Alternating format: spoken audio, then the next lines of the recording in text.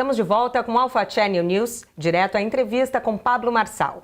Nascido em Goiânia, Pablo Marçal tem 35 anos, é casado, tem 4 filhos, é empresário, formado em Direito. Marçal é criador do Método IP, um treinamento de inteligência emocional baseado em programação neurolinguística. Tudo bem, Marçal? Tudo ótimo. Bem-vindo. Obrigado pela oportunidade. Imagina, eu ia abrir a entrevista falando que você é candidato à presidência da República, mas continuo. temos novamente esse impasse, né? Mas parece que foi barrado ali no TSE. Explica pra gente como que tá. Tá sob júdice, a gente continua, né, a candidatura e só pode falar que não é depois do dia 12, que é o prazo final. Entendi. Então a gente está recorrendo, inclusive é um atentado à democracia do Brasil que está acontecendo. Assim como aconteceu com o Silvio Santos, quando tem algum empreendedor, alguém diferente, um outsider na política nacional, eles arquitetam um grande plano para tirar essa pessoa, que essa pessoa dá conta de resolver o problema, mas lá ninguém quer resolução de problema. Porque esse impasse já está se arrastando, né? Desde que você lançou a candidatura.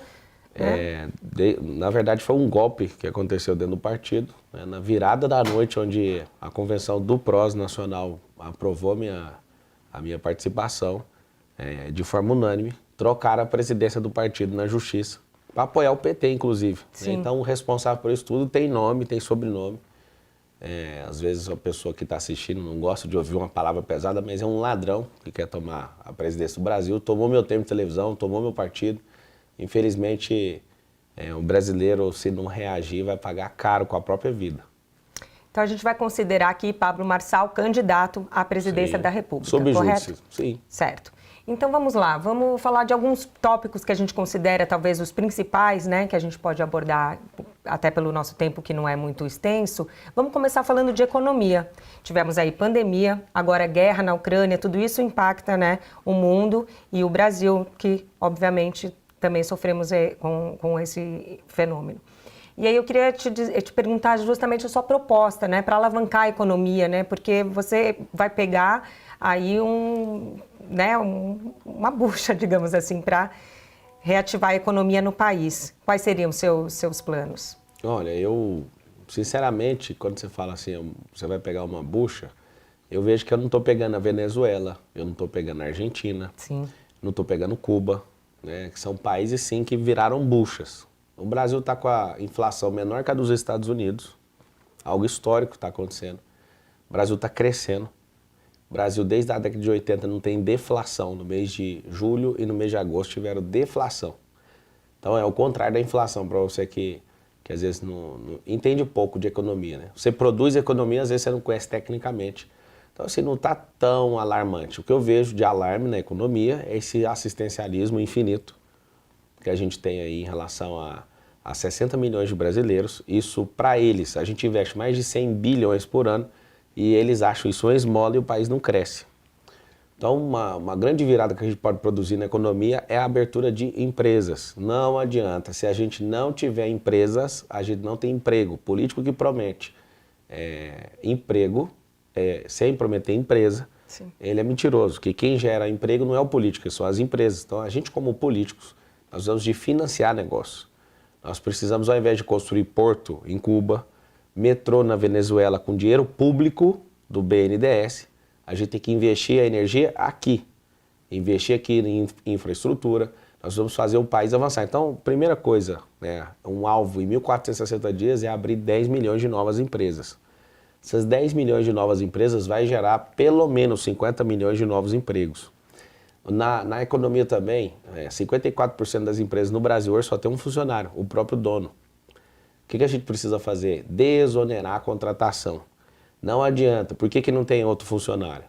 Porque se tiver mais funcionário, vai pagar mais imposto. Se eu pago, por exemplo, R$ 1.500 para um funcionário, o governo me cobra R$ 1.500 de imposto. Então, quem é a pessoa que vai chamar um funcionário para ter que pagar 2? O ônus é muito grande. Sim, e converter esse sistema de esses mais de 100 bilhões de reais de assistencialismo, fazendo com que as pessoas absolutamente elas arrumem um emprego e a gente dedica esse dinheiro no emprego para juntar com o empregador, para ele complementar o salário e ali zerar o imposto do trabalhador e o imposto da empresa em relação à contratação. Assim a gente faz o quê?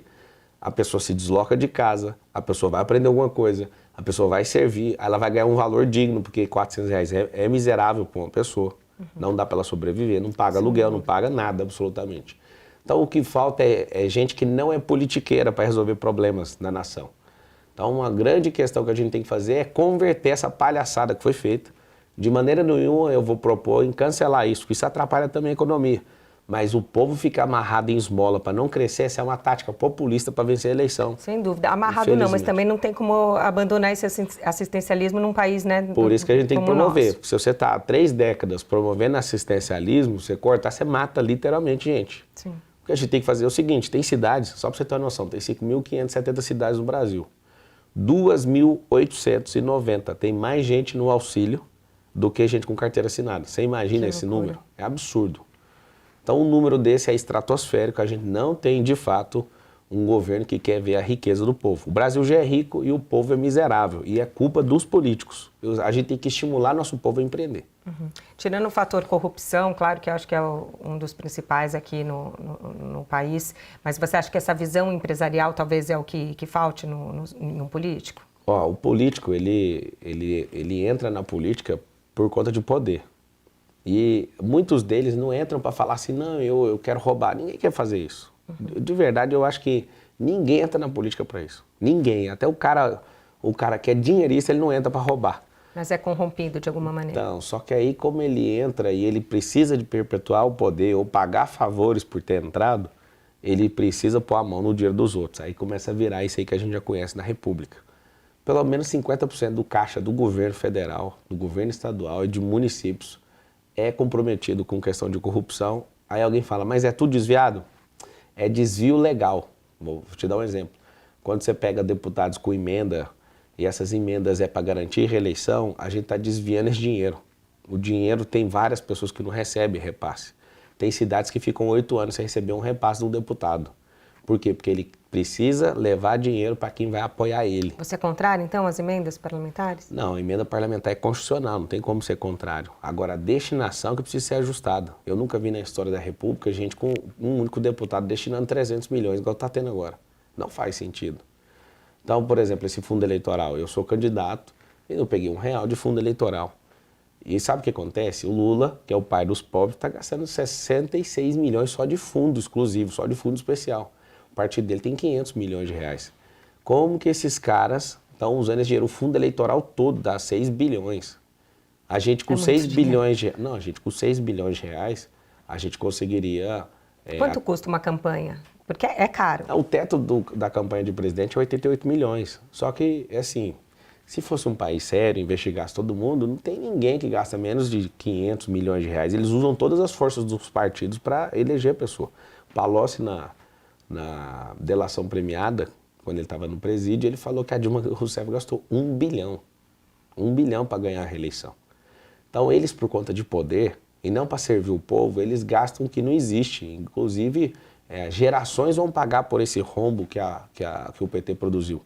Rombo de trilhões. Nunca, antes dessa tropa, as corrupções eram faladas em 500 mil, 2 milhões, sim, era estourando. Aí a deles passou para 50, para 200, para bilhões de reais e no final foi fazer as contas por baixo, trilhões, só na Petrobras.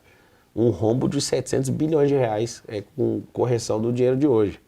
Não faz sentido a gente não acordar e não ter gente indignada. Eu entrei na política por causa disso, por conta de indignação. Minha vida tá ganha, mas e meus netos? Se eu não tiver coragem, eu que estou percebendo, não fizer alguma coisa, como é que vai ficar a minha geração depois de mim? Sem dúvida. Vamos aproveitar então, já que você citou as próximas gerações, né? Vamos falar de educação. Quais seriam suas propostas para a educação no país? Só para você ter uma noção, a gente gasta R$1.800 por mês com presídio, com presidiário, e gasta R$400 com uma criança na escola pública. Então, se realmente tiver... A conta está errada aí. O que a gente tem que fazer é o seguinte, ir no presídio parece que virou festa, ir para a escola virou tortura. No presídio tem tudo, tratamento de dente. A criança não tem tratamento de dente na escola, mas no presídio tem. Sabe o que acontece? Está tudo invertido e o povo não está revoltado por isso. Você vai para a escola, por que está virando uma tortura? Porque... Mas está mudando, né? Desculpa te interromper, mas eu não sinto mais o brasileiro tão apático, assim. Eu acho que... É assim, ó, se eu for pegar a história, eu queria que você tivesse certa nisso. A sua percepção, na verdade, está certa porque ela é a sua percepção. Mas a realidade está um pouquinho distante. Vou te falar por quê. Porque o povo só dá aquela explosão que deu em 2014 só de 28 anos em 28 anos. Você vai pegar na história, o povo vai levando, 3 décadas até, isso é histórico do Brasil. Então, quando você olha ali, você vê o movimento direto já. Aí você vai analisar, essa compulsão social só acontece de 30 em 30 anos, o povo aceita. Se não aceitasse, o Lula não estava em primeiro lugar nas pesquisas, não faz sentido. Essa semana, eu tive filmando dentro dos ônibus e conversando com as pessoas. E um senhor tava lá, eu estou em dúvida quem vai votar. Eu falei, você não está em dúvida, você vai votar no Lula, né? E ele tal, eu gosto dele. Eu falei, mas e o tanto de dinheiro que ele roubou? Ele falou, ficou comprovado. Eu falei, gente, peraí, deixa eu te mostrar aqui no celular, devolvendo o dinheiro da Petrobras. Como assim? Você está inventando uma loucura dessa? Como que você está me perguntando isso? A mentalidade do povo é muito difícil. Qual a sua avaliação do 7 de setembro? O que você achou das manifestações? Eu acho que foi assombrosa a quantidade de gente na rua. Mas a grande mídia, ela é muito interessante. Eu não vi em nenhum lugar falando a quantidade de pessoas que estavam lá. Eles ficam avaliando a fala do presidente. Viraram militantes, na verdade. Quando o Lula fala alguma coisa errada, está escrito Lula derrapa. Quando o Bolsonaro fala alguma coisa, aí o Bolsonaro é genocida, é machista, é não sei o quê. Apesar que o Bolsonaro não é flor que se cheire, né? Se ele me representasse, eu não sairia candidato à presidência. Mas uma coisa eu já percebi, é tudo manipulado. Então o sistema ele é muito bem feito, né, para não funcionar, e ai daquele que se levanta contra.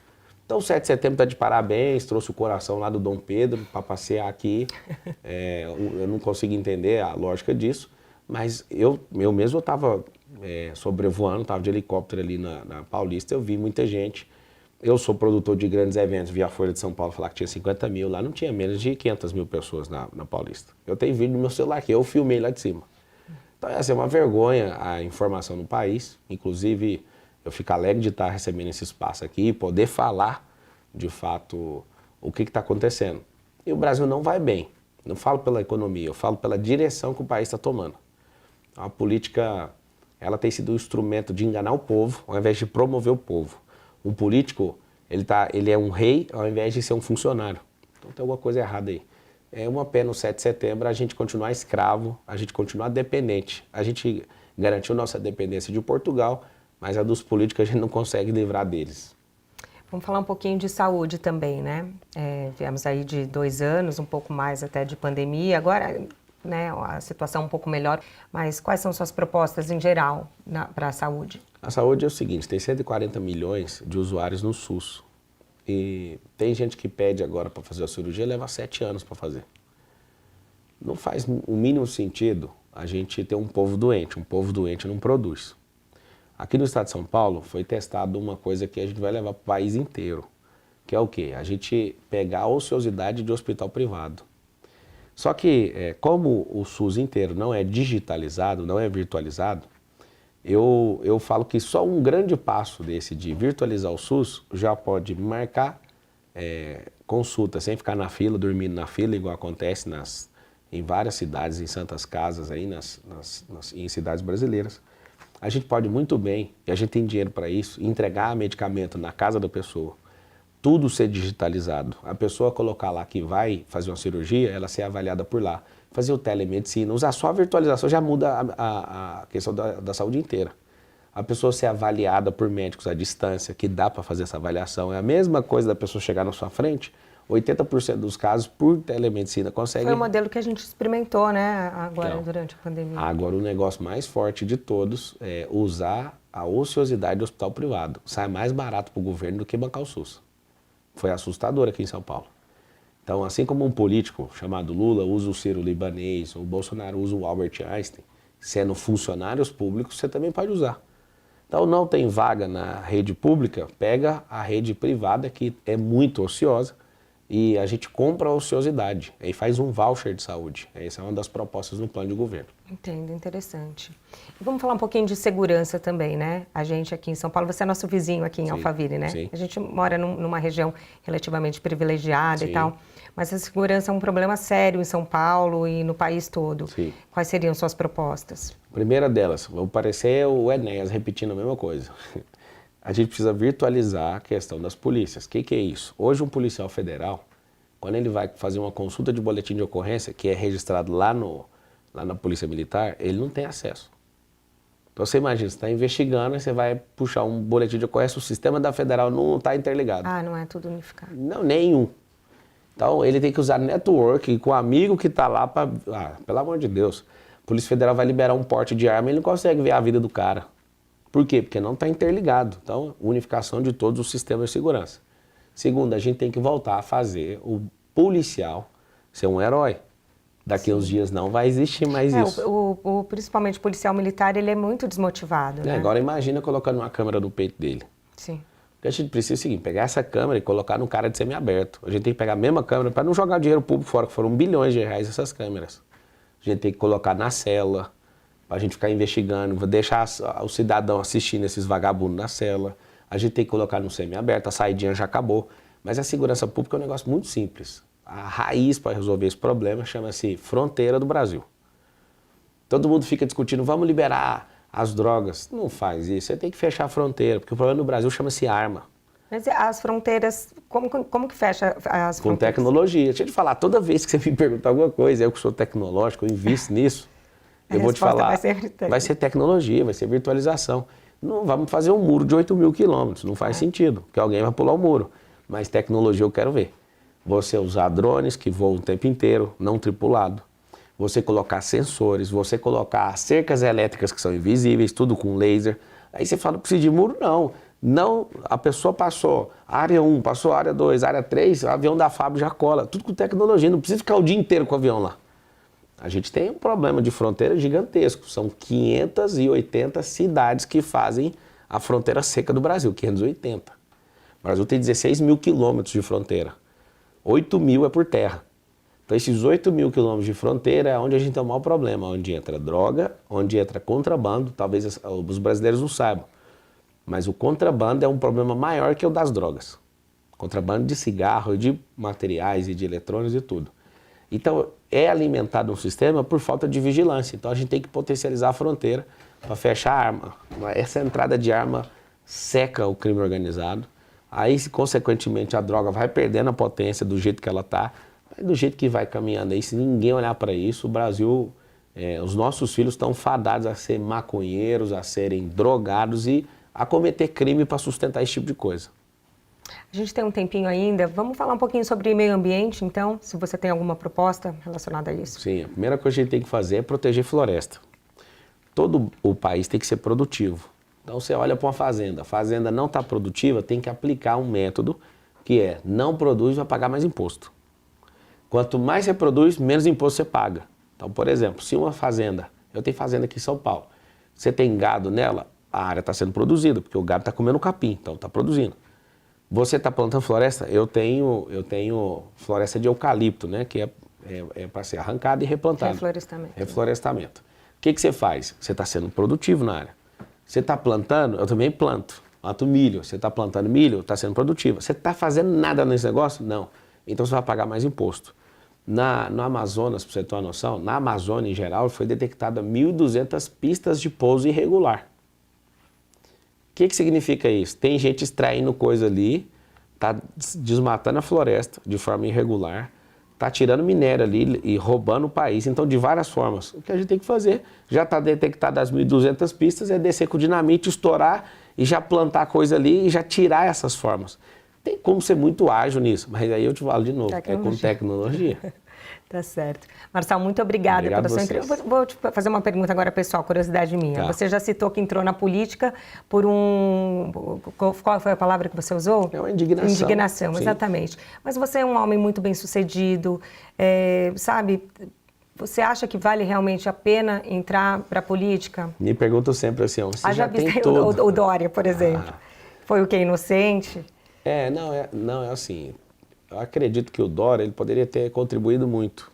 Só que não tem espaço para quem é empreendedor. Porque ali a política você sabe como é. Ali para você. Mas alguém vai ter que pagar o preço. Me perguntam sempre assim, mas você já tem tudo. Para que você quer mexer com isso? É claro que se eu tivesse tudo, eu não ia mexer com isso. Eu não tenho um povo que é próspero. Eu não tenho... O nosso país é o mais rico do mundo, só que por ficar mentindo para o povo, a gente vai ficar com esse negócio sempre escondido. Eu acredito de verdade que até o final dessa década o Brasil vai se tornar a nação mais próspera da Terra. Só que se não passar dentro da cabeça do brasileiro, não tem como fazer isso.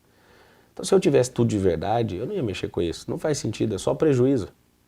De tanto dinheiro que eu investi, todo o tempo que eu coloquei e o tanto de dinheiro que eu deixei de ganhar mexendo com política, eu entendo o que faz uma pessoa virar corrupta. Porque imagina que não tem e entra devendo os outros. Ela tem que, além de pagar os favores, tem que se sustentar lá dentro. Então precisa de gente boa. Inclusive eu finalizo falando que, assim como foi com o Silvio Santos, quando você vê alguém que tem brilho, alguém que é empreendedor, alguém que é forte, ele é tentado, né? Ou tentam corrompê-lo. E aí eu lembro muito bem que o Silvio Santos ia vencer aquela eleição. Inclusive eu deixo um fato histórico aqui que eu ouvi da boca do próprio Fernando Collor de Mello. Isso eu ouvi dele. Ele falou, eu derrubei o partido do Silvio Santos, porque eu sabia que ele ia ganhar. Agora você imagina o rumo do Brasil. Se ao invés do Collor ter assumido ali, em 90, tivesse assumido o Silvio Santos, o que a gente ia ter no país? A gente ia ter um empreendedor que ia mudar o rumo desse país. A gente nunca teve um empreendedor de verdade, que é gerador de riqueza, que preocupa e que gosta de gente. Se a gente tiver isso, eu tenho certeza que esse país vai dar um salto. Tá certo. Muito obrigada pela sua entrevista. Imagina, a gente que agradece. É um prazer.